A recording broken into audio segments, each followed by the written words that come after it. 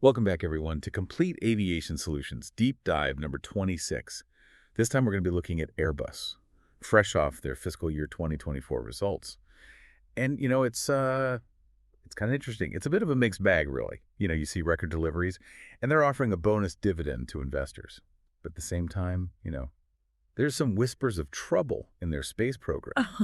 And there's this big acquisition that they're undertaking that's making some people nervous. Yeah, it is interesting. It really does seem like Airbus is navigating two very different realities right now. On the one hand, they're riding this wave of commercial aircraft success, but on the other hand, they're facing some pretty strong headwinds, Yeah. especially in their defense and space division. And, it does make you wonder, have they spread themselves too thin? I think it's a great question and one we should definitely try to answer. But maybe we should start with the good news first.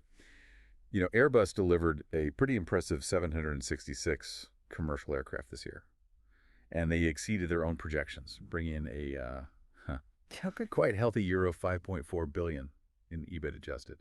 And on top of that, they also had a pretty strong free cash flow of 4.5 billion. I know that's a lot of financial jargon. So for those of you listening who aren't financial wizards, EBIT adjusted is essentially a way to measure a company's core profit from their operations and free cash flow. That's basically the cash they have left over after paying for all the essentials, like keeping the lights on and things like that. Yeah, it's a good way to think about it. Basically, it tells us that Airbus is making a good profit and they've got some money to play with. And they're actually sharing some of that wealth with their investors. They're proposing a dividend of 2.0 per share plus a bonus. Yeah. 1.0 special dividend. It's almost like they're sending a signal, hey, we're doing great and we're confident about the future. That's interesting.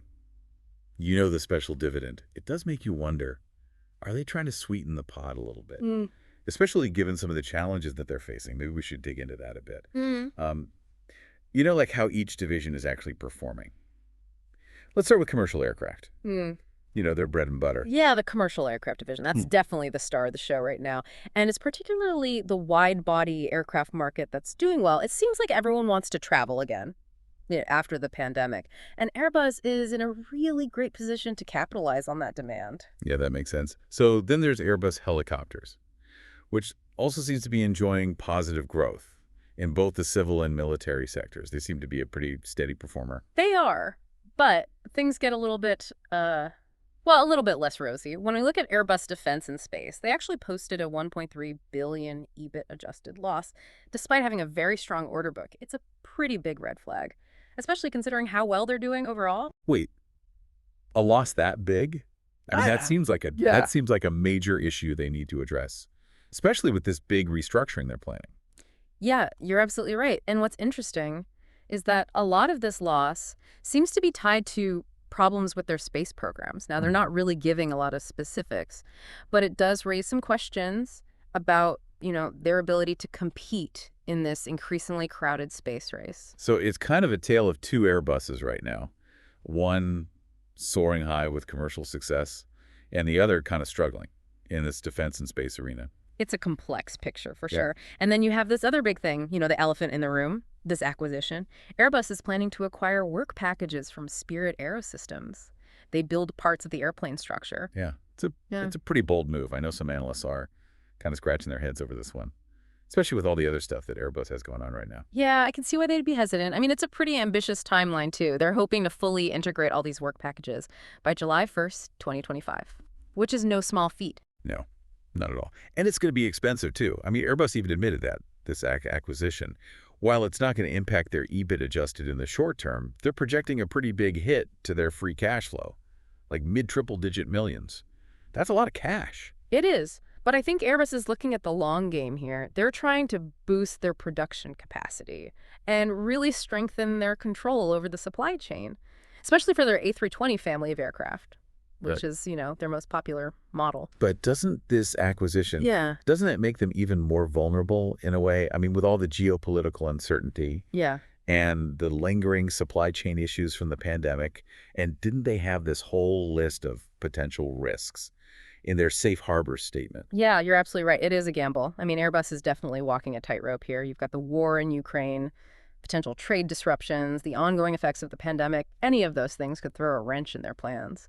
Absolutely. And let's not forget about their workforce adaptation plan for Airbus Defense and Space. That could cost them another euro 0.2 billion in Yep. 2025. So it seems like they're trying to streamline that division. But at the same time, they're also taking on this massive acquisition. Yeah, it's a lot to digest for sure. It's almost like they're trying to run a marathon while juggling flaming torches. I mean, they're setting some pretty ambitious targets for 2025. They're aiming for around 820 commercial aircraft deliveries, EBIT adjusted of about 7.0 billion, and free cash flow before customer financing of about 4.5 billion. Wow. Those are some pretty impressive goals. Well- But it seems like they're relying on everything going perfectly, no major disruptions, no supply chain hiccups, no unforeseen geopolitical turmoil. Exactly. And in the current global climate, that feels like a very big if. It's crucial for Airbus to have a plan B, a way to adapt if things don't go exactly according to plan. So how are they mitigating these risks? Well, one way is by managing their exposure to currency fluctuations. Remember, Airbus is a global company, so changes in the value of the euro compared to the US dollar can have a big impact on their profits. It's like, if the euro weakens against the dollar, it costs Airbus more euros to buy things that are priced in dollars. Does that make sense? So what are they doing to protect themselves from these currency swings? Well, they're using these financial tools called forwards, which essentially allow them to lock in exchange rates for future transactions. So in 2024, they had $23.2 billion worth of these forwards mature, and they converted them to euros at an average rate of 1 to $1.21. And they've already locked in another $14.3 billion in coverage for the future at an average rate of $1 to $11 long. So they're basically trying to predict how the euro and the dollar will move and then protect themselves from any negative impacts, kind of like buying insurance for their finances. Exactly. They're being proactive, Right. which is essential in such a volatile economic environment. Another thing that caught my eye was their liquidity. Basically, how much readily available cash they have on hand. They ended fiscal year 2024 with a net cash position of $11.8 billion, which is actually up from $10.7 billion the previous year. That's a nice cushion to have, especially when you're making big moves, like acquiring Spirit Aerosystems. Gives them some wiggle room if things get tough. But what about their customer financing? They've got a lot of money tied up in loans to airlines, right? That's right. Their gross exposure to customer financing is down slightly from last year, but it's still a significant amount. So what happens if one of those airlines runs into financial trouble? Could that hurt Airbus? It's definitely a possibility. Yeah. But Airbus has set aside enough money to cover potential losses on these loans. So they're not overly worried right now, but it's something they'll definitely need to monitor closely, especially with all the economic uncertainty, for sure. Speaking of investments, I was also curious about their R&D spending. They put a lot of money into research and development this year, didn't they? Oh, yeah. They invested a substantial $5.3 billion in R&D in fiscal year 2024, which is a 7.7% increase compared to the previous year. It shows that they're serious about innovation and staying ahead of the curve in this rapidly evolving aerospace industry. And they're really putting their money where their mouth is. They've identified leading the development of sustainable aerospace as one of their top priorities for 2025. Yeah, sustainability is becoming more and more important, both for consumers and for meeting global emissions targets.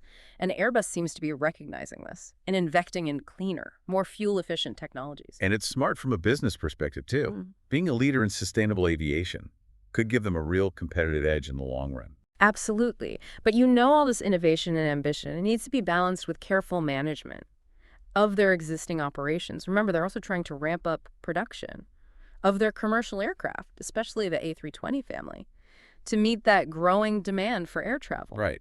But as we've been talking about, managing that ramp up with all these other initiatives and potential disruptions, it's not an easy task. No, it's not. It's a complex dance. They need to make sure their supply chain can keep up, that their workforce is adaptable, and that their finances are strong enough to handle any bumps in the road. And all of this is happening Yes. against a backdrop of some pretty intense geopolitical tensions. Exactly. The war in Ukraine, trade tensions, rising protectionism, these are all wild cards. That could really disrupt Airbus's plans. So they're really playing a high-stakes game here, balancing these growth ambitions with potential risks, technological innovation with operational efficiency. It's almost like watching a high-wire act. Yeah, it really is a high-wire act. And one misstep, Yeah. could have some pretty serious consequences. And we also can't forget about, the human element. Right, behind all these numbers, Yeah. and all these strategic decisions, are real people whose lives are directly affected by the choices Airbus makes. Absolutely. You think about that workforce adaptation plan. in Airbus Defence and Space. I mean, that's not just a line item. In a financial report, that represents potential job losses, career shifts for hundreds, if not thousands of employees. Yeah, it really puts things in perspective. The success of a company like Airbus, it's not just about profits and, production targets. It's about people, their livelihoods, their well-being. Absolutely. Managing those human factors effectively is just as important as navigating all the financial and operational complexities, especially when you're going through such a massive transformation like Airbus is right now.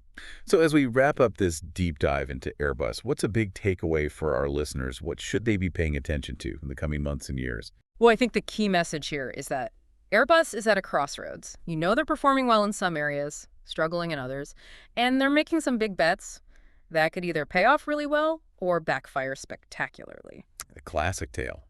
Ambition and risk. They're aiming for the stars, but they gotta be careful not to trip over their own feet. Yeah. There are a lot of moving pieces to this puzzle. Will their commercial aircraft success continue? Can they turn around their defense and space division? Will the Spirit AeroSystems acquisition be a good thing or a bad thing?